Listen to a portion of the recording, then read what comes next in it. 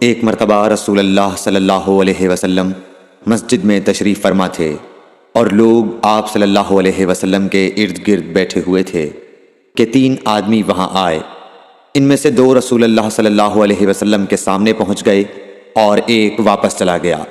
پھر وہ دونوں رسول اللہ صلی اللہ علیہ وسلم کے سامنے کھڑے ہو گئے۔ اس کے بعد ان میں سے ایک نے جب مجلس میں ایک جگہ کچھ گنجائش دیکھی تو وہاں بیٹھ گیا، اور دوسرا اہل مجلس کے پیچھے بیٹھ گیا، اور تیسرا جو تھا وہ لوٹ گیا۔ تو جب رسول اللہ صلی اللہ علیہ وسلم اپنی گفتگو سے فارغ ہوئے تو صحابہ رضی اللہ عنہم سے فرمایا، کیا تمہیں 3 آدمیوں کے بارے میں نہ بتاؤں؟ تو سنو۔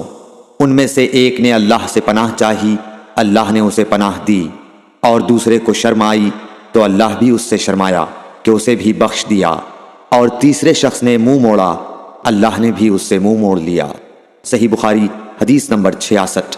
وسلم دائما أبدا على حبيبي